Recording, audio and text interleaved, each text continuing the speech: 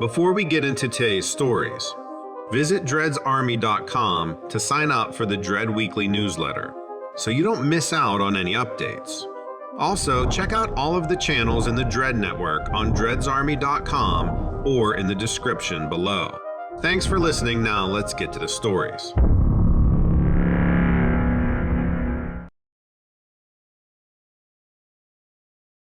So, I've got a story for you. Let me tell you about the night that'll forever be etched in my mind. It was a dark, chilly night in the small town where I grew up in Michigan. The kind of night that just feels strange. It all happened a couple of years ago, but it's still as clear as day to me. It was the summer of 2019, and the whole town was buzzing about some sightings of a creature that no one could identify. People talked, but I never really believed in all that mumbo-jumbo I was hearing about, it being some strange hybrid thing. That is, until the night of July 15th, when my buddies dared me to spend the night at the old Marshall farm. They picked the farm because it was said to be a hotspot for the creature. That's when things took a turn I'll never forget. The Marshall farm was an abandoned farmhouse located right at the edge of the woods, where the trees loomed tall and cast long, strange shadows. The place was old and rickety, and you could hear the creaking of the weathered wood. The air was thick there with the scent of damp earth, and the wind whispered in a way that made the place very creepy.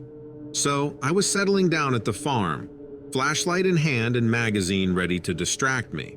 It was kind of exciting at first, being out there all alone, testing my courage and all.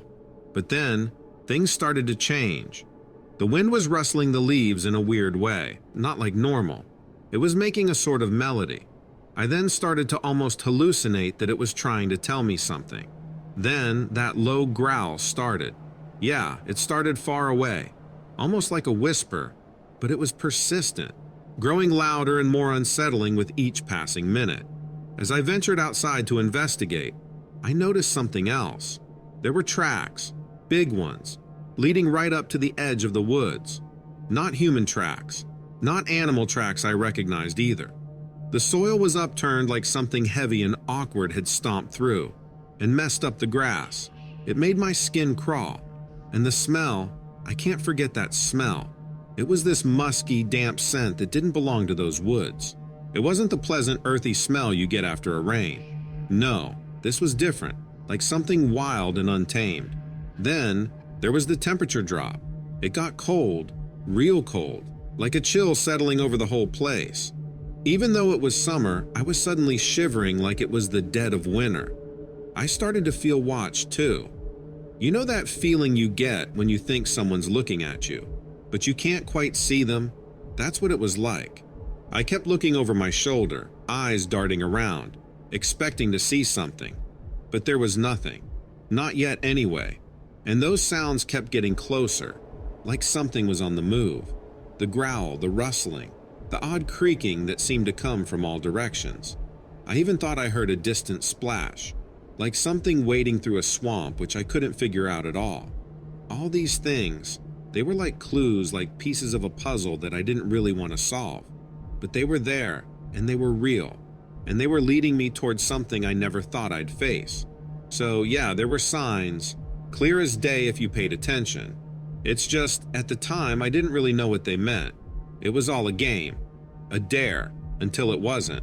Until it became something much, much more. Eventually, it was midnight and I was back inside. The moon was out, but the clouds kept playing games, sometimes hiding it, sometimes letting it shine down like a spotlight on a stage. And me? I was the unwilling audience. So, I'd been hearing those noises for hours, and they were getting closer. I was now starting to sweat, heart pounding in my ears, even though the night was now cool. I decided to peek out the window, thinking maybe I'd catch a glimpse of a deer or something ordinary. Boy, was I wrong. The first thing I saw were those eyes. They were yellow, piercing, and evil. Not animal eyes, not human eyes, something in between. And they were staring right at me, like they could see through the walls. The creature was standing there at the edge of the clearing, where the trees gave way to the moonlit grass. It was tall, impossibly tall, like 8 feet or something. It was standing upright, but its body was moving all awkward, like as if it didn't really know how to walk on two legs, or maybe it just wasn't used to it. And I'll never forget that face. It was like an alligator or maybe a crocodile with scales and ridges, but somehow more terrifying. It was like it was sizing me up, deciding on how to deal with me. I ducked away from the window, heart hammering, afraid to breathe. The creature lingered for what felt like an eternity, shuffling around, sniffing the air like it was tracking something. I could hear it too, the heavy footfalls as it moved, the sound of its ragged breathing, the low growls that seemed to vibrate through the walls. I wanted to run, to scream, to do anything, but I was paralyzed. I just watched through a crack in the curtains as it explored the area. It moved towards the old barn, inspecting it, then the water well, like it was searching for something or someone. It was intelligent, I could tell. It wasn't just some wild animal. It was thinking, planning, deciding. Finally, it turned and lumbered back into the woods, disappearing from sight. But the feeling, the dread, the terror, it didn't leave along with it. It hung in the air like a thick fog, reminding me that something was out there, something that didn't belong. I didn't sleep that night, and still I didn't leave the house until the sun was high in the sky. I just couldn't bring myself to go out. After that night, I told my friends, my family, even the local newspaper. Some believed me, but many just laughed it off. The sightings continued for a while, but a few days after my encounter, they stopped as suddenly as they began. The creature was never captured, never fully explained, and never seen again. The old Marshall farm stands still, but no one dares to go near it after dark. I've moved on, but the memories linger. Every time I close my eyes, I see those yellow, piercing eyes looking back at me. Some nights, when the wind is just right, I swear I can still hear that low growl, a reminder of the summer when the legend became real for me. So there you have it, the true story of the night I encountered something I still can't fully explain. Believe it or not, I don't care. It's up to you. But be careful out there, because you never know what might be lurking in the shadows.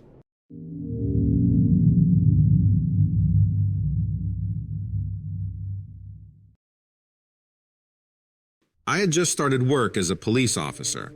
I was new, and it takes a while for the other officers to start to have faith in us newbies. So when I think back on this event, I sometimes wonder if I was in over my head. I never really told the truth about what had happened, and neither did my partner at the time, whose name was Jeff. We didn't think we'd be believed. I hadn't earned my respect yet on the force, and my partner only had me as a witness to what happened. Do you think anyone would believe us? Absolutely not. If anything, my being there would have just made everyone more skeptical about our encounter. I wouldn't say that we covered it up. I would say that we didn't report what happened because we didn't fully believe what we had seen. What would you do in a situation like that? Probably the same as we did. I'm a little nervous to explain how things transpired. It's been so long, and I've never uttered a word about it since that night. But here goes. It was Halloween night. I was on duty, and most officers hated Halloween night because of all the mischief and drinking. Plus, the department saw Halloween night as a reason for people to create things in their mind, to let imaginations run amok and get themselves all riled up. So, of course, they sent the lower-ranking officers to deal with the situation. Jeff had been in the department for a longer time than I had, but hadn't moved up much. From what I was told, he had some trouble with drinking in the past. But from what I could see, he was very committed to the job, but also very worried about ruining his reputation further, so he tended to stick by the books. That night, we had been called out for several things. Firstly, for some rowdy teens who had been lighting trash cans on fire. Then there were a few bar fights. Stuff like that. Eventually, there was a call for loitering. Apparently, several people had called and stated that there was a strange man in a light-colored costume walking around one of the city's main streets. Many of the calls reported that the character hadn't done anything, but that it was very close to a residential area with kids, and that the person seemed a bit menacing. Probably just an odd bird, but with being near kids, I could understand the concerning nature of this. We were driving to the location, and the area was pretty dark. There were lots of trees. And even though it was near a residential neighborhood, this particular area looked very unkempt and far from any houses. Really, it reminded me of this wooded area from my hometown where kids would sneak off to party. So I had it in my mind that we were looking for a drunk kid in costume. That seemed plausible. Or even a homeless man wandering around. Nothing seemed too unusual about it at first. Eventually, we get to an area with a concrete tunnel. I suppose bridge would be the correct term for it, as it was apparent that the tunnel acted more as an archway over a stream. At the top of this arched bridge was a looming figure in a light-colored outfit of some sort, obviously the person that people had been calling in about. I couldn't see the face because we were still quite a distance away from the individual, but I could tell it was most likely a man. They appeared to be wearing some type of jumpsuit that was very pale in color, and something on his head. Now, this could have been a hat, a mask, a hood. Really, I'm not sure what it was at this point. We didn't want the individual to make a run for it. So, we parked where we were, climbed out of the vehicle, and proceeded towards the bridge. The air was very cold, and it felt very dense and heavy. I wouldn't have admitted it then, but the hairs on my neck stood up straight, and I just felt a sense of tension. As we got closer to the bridge, the individual looked more like a silhouette. We no longer had the benefit of our headlights to light up the bridge, so I tried my flashlight. Strangely, it didn't work. Jeff tried his flashlight. Same situation. It wouldn't turn on. Jeff then calls out to the guy, "Hello, sir. How's your night going?" We were really thinking that the man would be intoxicated, so we were expecting some slurred response, but nothing. We were nearly at the base of the tunnel, so we were puzzled that the individual wasn't responsive. This can be an alarming situation because we can assess what state the individual is in. Did they need help? Could they not speak? We aren't sure about any of their circumstances, so we had to be prepared for anything. "Sir, what are you doing out here? This is a residential area. Do you live here?" I looked up at the shadow. I still couldn't tell what the man was wearing, but it did seem like it was weathered and dingy. "Sir, if you aren't going to respond to our questions, we will have to come up there with you." Still no response. Jeff looked at me and I looked at him. He then nodded, meaning that we needed to approach the man and get closer. So my partner goes to the left of the bridge, and I go to the right. We had to climb up a hill on both sides to get to the top area of the bridge in order to come at him from opposite directions. The hill was a bit damp. The night had been humid and foggy, so it was a bit slick. By the time we reached the top, my partner and I were looking at each other from across the bridge. The man was no longer there, no longer on the bridge. He had basically vanished. We approached the area where the man had been standing. We started looking for traces of anything that would tell us he was there, but there was nothing. Where could the guy have gone? The bridge was high, and jumping off wasn't exactly an option. Besides, there was no noise, no splash, no scream, nothing. My partner, Jeff, was now on the other side of the bridge, shining his flashlight here and there, his face twisted in confusion. I could see his breath in the cold, humid air. We both knew something wasn't right. We met again at the center of the bridge, looking down into the water below, but there was nothing to see. No sign of any person. We were baffled. "I don't like this," Jeff said with his voice just above a whisper. "This isn't normal." "You're telling me," I replied, feeling a chill that wasn't from the night air. "Maybe he climbed down somehow, or maybe there's a path we didn't see." We looked around some more, but there were no signs of any path, no signs of anyone climbing down. Everything was still, and the fog was starting to roll in, making everything feel even eerier. Eventually, we decided to head back to the car.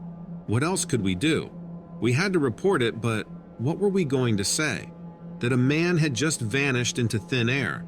As we were climbing down the hill, I couldn't shake the feeling that we were being watched. I kept looking over my shoulder, but there was nothing there, just fog, shadows, and that damp, earthy smell of the night. We got into the car, and Jeff was quiet. I could see he was shaken. I was too, but I didn't want to admit it. We'd been through a lot together, but this was different. This wasn't something we could explain away or laugh off later. We drove back to the station in silence, each lost in our thoughts. We made our report, but like I said earlier, we did tell the truth as we experienced it. We just said we couldn't find the person people had called in about. The chief just shook his head and told us to get some rest. That night, neither Jeff nor I could sleep. We kept going over it in our heads, trying to figure out what had happened. But there were no answers, no logical explanations. And you know what the craziest part is? A few days later, another call came in. Same bridge, same description of the man. But this time, when the officers arrived, the man was gone again.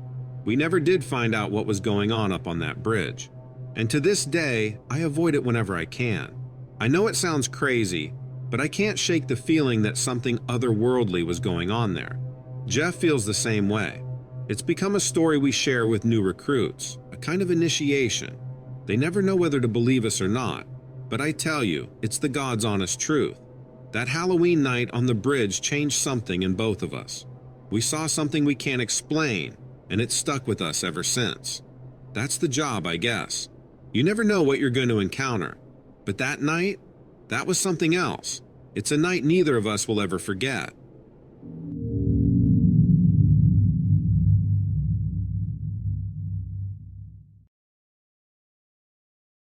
I was a biology major, hoping to get into medical school. I'd applied to several programs and was waiting to hear back. Everyone told me that you always get rejected your first time, so I decided to get a job in my field to better my chances when I applied again. I did a couple of internships during my undergraduate studies and found I really enjoyed lab work. I got a job at a biology lab just outside of Phoenix doing grunt work. In fact, it was mostly janitorial despite being advertised otherwise. It took about 8 months, but I worked my way up from scrubbing floors to landing a respectable position in my field. By the end of it, I was studying the Zika virus. More specifically, its effects in pregnant lab mice.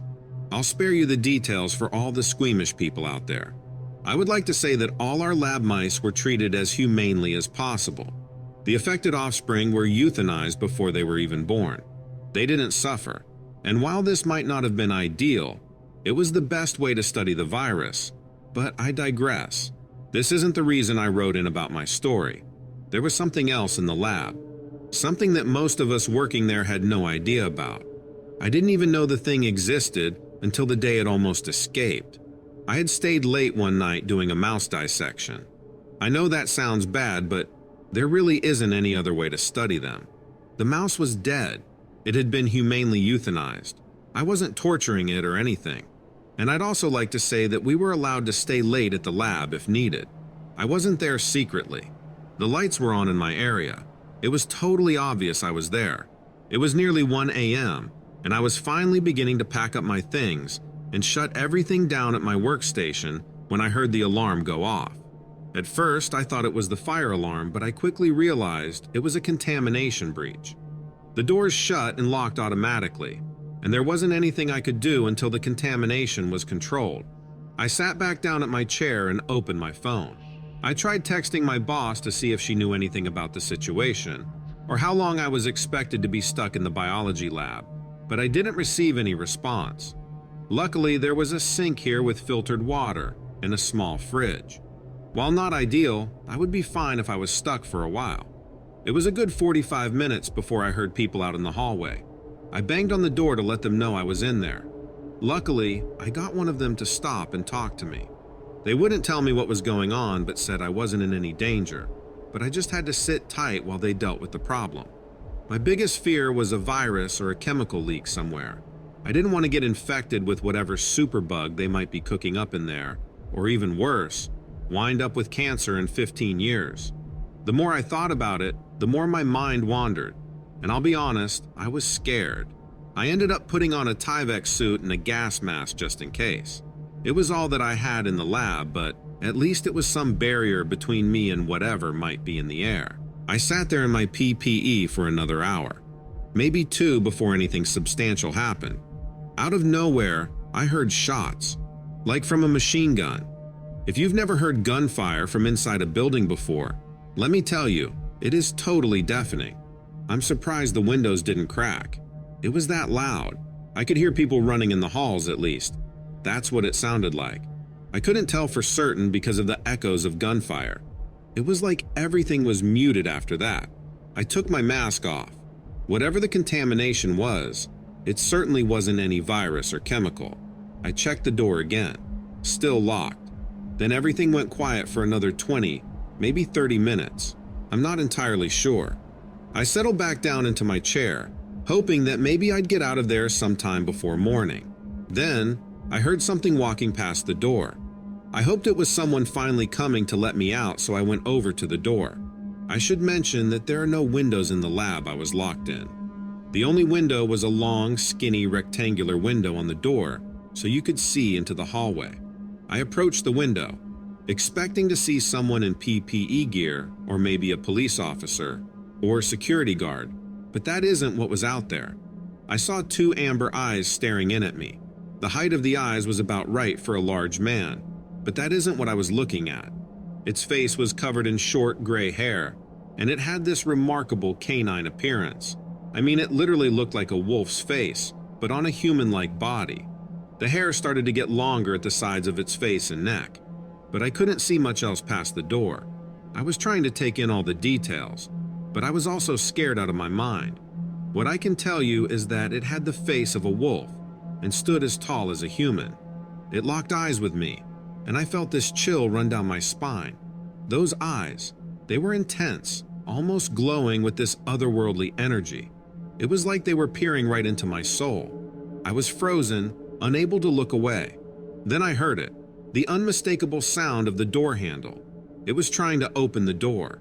My heart leaped into my throat, and I stumbled back, fumbling for my phone to call for help.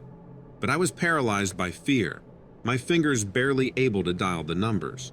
The sound of the door handle continued, more persistent now, and I knew I had to do something.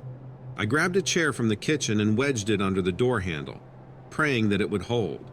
The creature outside was getting more agitated, its growls louder and more ferocious. I panicked. I pulled the fire alarm, which managed to scare off the creature temporarily, but it also set the sprinkler system off. So now I was locked in a lab, with water spraying from the ceiling, and some sort of wolf creature wandering freely through the halls. I heard more gunfire over the sound of the fire alarm, and water spraying everywhere. And then silence. It was another hour before we were let out of the building, and sent home without any answers. My boss finally called me back and gave the excuse that it was a training drill gone awry. I knew she was lying, and I think she knew I knew she was lying, but we both also knew that she wasn't going to give me the real answer. Whatever happened that night, the only things I can say for certain is that they were keeping something in the lab that shouldn't have been. It got out, and likely was killed by whoever showed up to deal with it.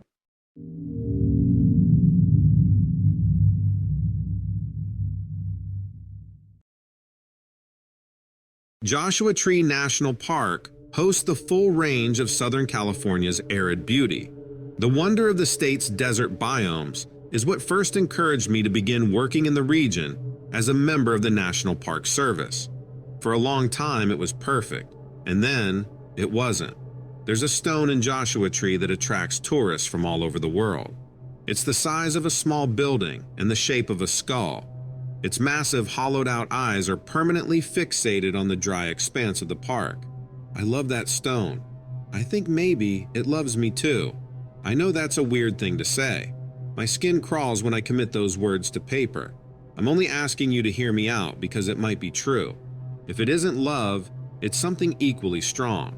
Normally, to get a view of Joshua's stone skull, you have to wade between pockets of tourists and wait in line just for the chance of a brief photo op. If you arrive particularly early or particularly late, sometimes the crowd is a little thinner. When you work the park like I did, you know to visit the stone before the sun rises or after it sets. It's prettier in the dark, illuminated by the stars and the luminous pollution of California's distant cities. I was already headed toward the stone when I found him on the side of the trail, the man that cost me everything. He was dressed in worn clothing that looked to be centuries old. His feet were bare, and his hair was long and knotted. He didn't speak to me. He didn't call out or signal for help. He stood upright and immobile right on the edge of the trail, waiting. "Hello?" I remember asking his name. "What are you doing out here?" The park had chased away the last of the tourists nearly an hour before. This man looked like he had just crawled in from the desert. When he made no effort to reply, I reached out to touch him. His body wasn't warm. It was the same cool, ambient temperature as the rest of the air around us. He was more of the desert. Still, there was no response. I turned away from him briefly to contact my peers over the radio. I repeated his description and requested an emergency transport. When I looked back, the man was gone. Only the outline of his feet lingered in the dirt. I searched for a trail, anything to lead me back to him. There was nothing. I was alone. Then there was a howl. Wolves weren't common in the park, at least not around the well-traveled areas. I looked for one anyway, scanning the horizon for any signs of a wild dog or coyote. The howl sounded canine at least. What I saw wasn't a dog at all. It was standing upright, long-limbed but definitely humanoid. It started far away, but even with the great distance between us, I could tell the creature was approaching 7 feet tall. It threw its head back and howled again. Its protruding nose and jaw became visible, framed by the faint glow on the horizon. I did what felt natural. I ran for my life. I didn't know where to go except toward the skull. I sprinted as quickly as I could, kicking up dust and debris all along the trail.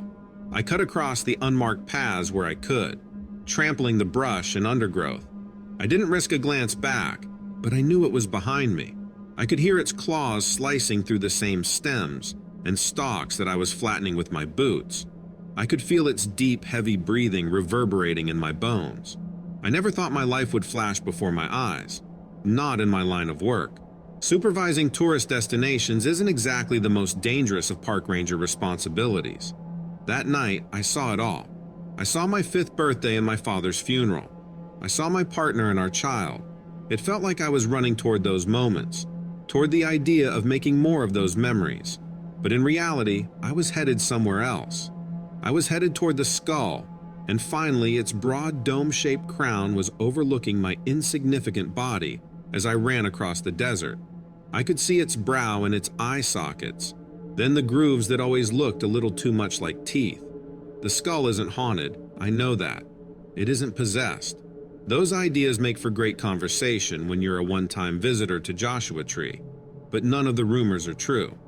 Maybe it is sacred though, somehow. Maybe it is a safe place. I ran up the hill surrounding the stone, and when I finally reached its base, I slipped. I crashed face first into the dirt and skidded to what I was sure would be my end. I weakly rolled onto my shoulder and looked back the way I'd come. The monster wasn't there. It wasn't breathing down my neck or raising a clawed hand to finish our chase. It wasn't circling the perimeter, waiting for the perfect time to strike. It was just gone, as if the skull had repelled it. I inched back toward the desert and found more footprints in the dirt, bare human footprints. When my peers arrived, prepared to escort the stranger back to our medical facility, I was hysterical. I didn't know how to stop talking about what I'd seen, even as the days stretched into weeks. I was released from the service shortly after that, with instructions to consider my mental health. They cast me out and told me to keep quiet. That's why I'm talking. That's why I'm telling the story. There must be a reason they want to keep it secret, right? Someone doesn't want the world to know about the man in the desert.